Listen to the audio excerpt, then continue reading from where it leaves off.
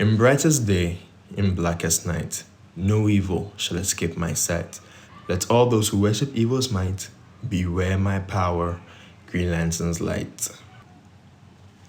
This movie seemed to have slipped under everyone's radar for some reason. Maybe DC didn't market it hard enough or people got caught up with other stuff. But it's likely the latter because at the time this movie was released, The Boys Season 3 and Thor Love and Thunder were the trending topics on Twitter, so not many people might have realized that DC had released this movie. This is like the fourth or fifth entry into the new DC Animated Universe franchise. Well, if you are counting the long Halloween parts as two separate entities. This movie is honestly great. For me, after Superman is the Green Lantern Corps for sure. They are really cool and criminally underrated, so I'm glad we get another Green Lantern movie added to the fray to get more people into the Lanterns. Before this movie came out, I was curious to see which Lantern they would go for as their main Green Lantern, following the impending Justice League movie they will inevitably release. And they went for, drumroll please, John Stewart. I'm really glad they did this time. I absolutely and unequivocally love Hal Jordan, but I don't really know much about John Stewart as a character. Yeah, I know people grew up with him in the Justice League Unlimited, but I grew up with Hal Jordan. And I always wanted to see more of the others like John Stewart and Kyle Rayner, heck, even Guy Gardner, to fill out their characters and to see what makes them different from each other. So I was definitely in luck with this one. John Stewart is quite interesting. He might be a bit cooler than Hal in certain aspects, but let's leave that to speculation. John is a soldier, a decorated one, who has seen the horrors of a battlefield, so he does have some PTSD about being on the battlefield. Therefore, in this movie, when the ring finds him, he is reluctant to be a lantern, but he does go along for the ride since he was initially unable to take off the ring. John is a bit headstrong, stern, and a little arrogant, which might give you a bad first impression of him, but his heart is always in the right place. If he can do good or help someone, he would put himself in the line of fire to help, because that's who he is. And I think this is one of the qualities the ring saw in him before it chose him, despite his past traumas. Hopefully, Implicitly Pretentious makes a video about this movie. This movie is like a fish out of water story for John. Here, he is struggling to live his life as normal as possible as a past war veteran, and he suddenly gets thrusted into a whole new world. Which is pretty cool because you get to learn everything with John about the Lanterns in this universe, since we are not familiar with them at all. But my only issue about this is that, due to the nature of the story, the experience was quite different.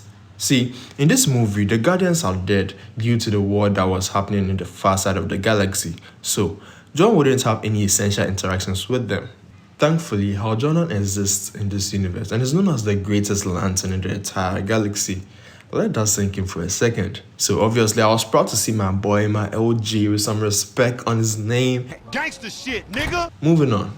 John doesn't really get a trainer, like the way Hal had Sinestro. He had to learn on the fly, which was probably annoying for him, but experience is the best teacher. And because of this, he has unique constructs and a distinct fighting style. By using the tools of combat from his war days, his constructs can get really technical. But my favorite was when he constructed a freaking sniper, since he was a sniper after all.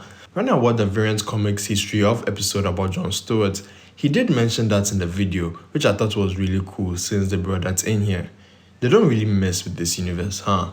But I guess people still found their own issues with the movie. One of the criticisms I saw about this movie was about Green Arrow teaching John the Green Lantern Oath. And to be very honest, I kind of see the issue, but let's take things objectively. The Guardians were dead at the time, and the ring had lost power. Where would he learn the oath from if not from Hal's best friend? The only way they could have remedied this was letting the ring teach him the oath beforehand, so I guess it was okay. The movie introduced a whole lot of characters in this universe than the previous movies, but it doesn't take the attention of John Hall's doing so, because just like John, we are now being introduced to this whole new world of deep space and other galaxies.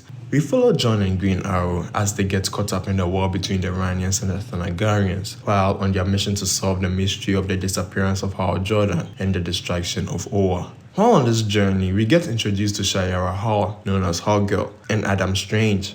Hal does make an appearance, and he's voiced by freaking Nolan North. Is it weird that I only hear Nathan Fillion's voice in my head when I imagine Hal speak? I'm a member of the Green Lantern Corps. Just me? Okay. I was honestly glad to see that Hal was at least alive in this universe, but after seeing what he became, I low-key wish he died. Hal was the hero who sacrificed himself to stop a Zeta beam experiment that went haywire. But before he passed, he got infected with Parallax by Sinestro, making him the one to issue the attack on Oa and claim all those lantern rings, becoming Parallax. Similar to the Parallax story from Emerald Twilight, I think. I guess it's cool either way. I always wanted to see that version of Hal animated, and here it was, so lucky me. Hal? No time to be soft, pal. There was this thing about morality in the movie that I found interesting. When John first met with Shayera, he almost killed her, given she tried to kill him first, but it seemed he was thrust back into that war mindset, kill or be killed. You should have finished me. And I also noticed the fact that Green Arrow only used non-lethal arrows, but when push came to shove, he had to make the difficult decision to end her life for the greater good. He had to put his friend down. This wasn't like a major theme of the movie, but it did bring forth this dilemma of when to take a life. When is enough truly enough? Damn you. You gave me no choice. Taking a life is probably never the answer, but in this situation, it had to be done. And I thought you were my friend. I am your friend, Hal. Just listen to me and stop this madness. There was no talking Hal out of it because Hal wasn't there anymore, only Parallax. So maybe this time taking his life was probably the only way. This got me thinking of Zack Snyder's Superman, Man of Steel. You know, in the scene with Zod. People had complaints that taking his life should have been Superman's last resort, and I totally agree, but if you think about it, what did you really expect him to do? Fly away and talk Zod down? He didn't listen before, why would he now? Yes, they could have done better with the script to make him appeal to Zod a little bit, but think about it, Zod had his mind already made up.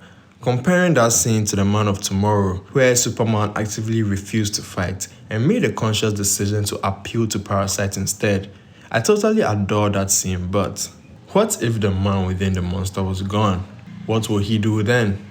He would have to make a choice to save one man's life or millions more. And I believe that he would choose the millions, granted that he will still try to do everything in his power to save that one man. So I kind of get why he ended that way in the Man of Steel, and we shouldn't be too hard on the ending. I honestly didn't mean to go off tangents, but it just got me thinking. Maybe I'll revisit that video again someday. But with that said, thank you guys for watching. Why must you watch this movie? Because it's freaking awesome, that's why. Beware my power, nigga.